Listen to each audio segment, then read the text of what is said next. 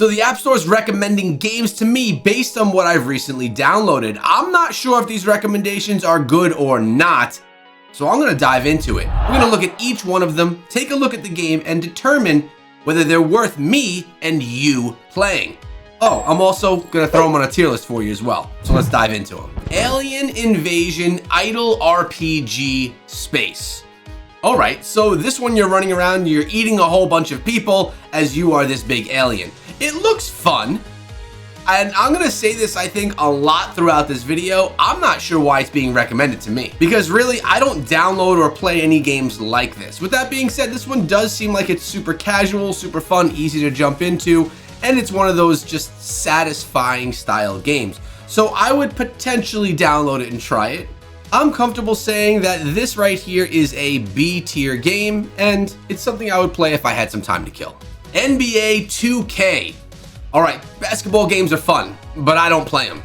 I don't play sports games at all, actually, so I'm really curious as to how this got recommended to me. Now, I do like sneakers and having a nice set, but I don't know. This game is one that I would probably never download, but with that being saying, it is the most premium of basketball games on mobile devices, and I would probably have to give it an amazing score on a tier list for people that are interested. So assuming you're someone that likes basketball games, this is going to be top of the tier with an S tier, but if you're someone that's not into sports games, obviously it wouldn't really be relevant for you, like it's not for me. Whiteout Survival. This is one of the most popular games and highest grossing games right now, having grossed around $50 million last month alone. That's a general number, but it was something around that. With that being said, I'm not into these style games anymore. I haven't been playing a lot of these style, but I guess the App Store has a memory and knows that in the past I had. With this being said, it is top 25 on the charts with a really high rating of 4.7 stars. So I would say that this is something that's extremely popular. Lots of people are into right now, and that's potentially because of all the advertising that they're doing on all different social networks and with influencers. With that being said, it's a decent game. We can give it an A tier. Next we have Dawnlands. Inside of this game, you're gonna have to craft, explore, and survive. It looks like a really great game. Graphics are on point, has a really MMO look and feel, a little bit anime looking as well, and the graphics are really nice. The adventures inside of the game are things that are going to be entertaining for you as well. And really the game is what they're saying it is. It's not just blowing smoke at you. With that being said, the ratings on this game were a little bit lackluster. I'm wondering if that is because of pay-to-win elements inside of the game. I think the game is beautiful, the gameplay is really fun, and maybe endgame is just blocked off with your wallet. This being said, I'm going to go ahead and give this one a B tier for that reason. Swords and Sandals, an RPG style battling game. The graphics on this are a little bit lackluster. The game looks a little bit like an NFT, a little bit cheap to me. I really would probably never download this game. I mean, I could appreciate the idea behind it, but I probably would not be able to get into it. The HUD up top does remind me of an old school style RPG game, but with that being said, I think this game is missing a lot of what it would need to offer. I'm gonna go ahead and give it a D tier. Let me know in the comments below, what games is your App Store recommending to you right now? Chrome Valley Customs, because who doesn't need a racing game? Now, I have some of my favorite racing games.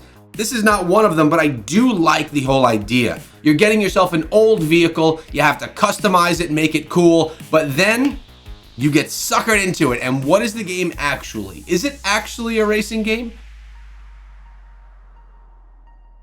Puzzle game, folks. It's a puzzle game. I don't know, who was expecting that? You think you're getting a really cool vehicle that you're then gonna be able to take to the streets, burn some rubber, and just rip up the roads? But no, you get to play puzzles instead that are gonna just enhance your ability to upgrade your vehicle. So for me, this one's a fail. Not saying I don't like puzzle games, but they are hiding a puzzle game behind a vehicle game. D tier, and that's it. And then we have Matchmasters, which presents itself as a puzzle game, is a puzzle game, and is actually an extremely fun puzzle game to play. This one right here has you upgrading different heroes that have different skills and abilities throughout the game, which are then going to unleash supers on your opponents because yes, this is a PvP game. It's a ton of fun. They have big pushes for this being a successful game, and I would anticipate that this is going to be a puzzle game that at some point in time makes its way onto your phone, or at least ranks its way up the charts. I'm going to give Matchmasters an A tier for puzzle games. Why are they recommending Hungry Shark World to me? I mean, my kid played this game a while back, not on my device. It's cool, but I would never download this game.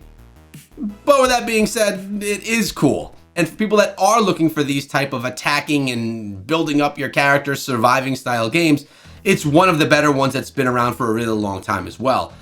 I like it. It's not something I would personally play, but taking myself out of the picture, I do think that this is one of the best in class. With that being said, for this style of game, I have to give it an S tier. Golf Blitz. I'm not a golfer. I mean, I have clubs, they sit in the back of the car, but I don't actually play golf. But these golf games are really a lot of fun, especially when you could play together with other people. The maps are just super crazy and things that you would never realistically see in real life. It's not like we're playing Tiger Woods right here, but they're super fun and corny, cheesy type games where you have different abilities that you can unlock as well. These are fun. I've always been a fan of them. With that being said, I think this one is done fairly well. Maybe not the best of all time, but I like it. We'll give it a B tier. Kingdom War Tower Defense. Yes, this is a game that I would like because I love tower defense games. It's like my favorite genre, and they can get away, they being the genre, they can get away with those a little bit subpar graphics as we're seeing right here. It's not the most groundbreaking, beautiful game of all time, but the gameplay is, it's super fun. The enhancements that you have along the way are incredible, which makes it one of the more popular tower defense games that mobile has seen. Now, of course, there are some great competitors in the space as well, but this one is free to play and done extremely well. I can't say anything negative about the game. I absolutely love it, and I'm gonna give it an S tier. Myth Gods of Asgard. This is a cool looking game. Looks like an action RPG to me, where you have different characters that you can use with all different skills.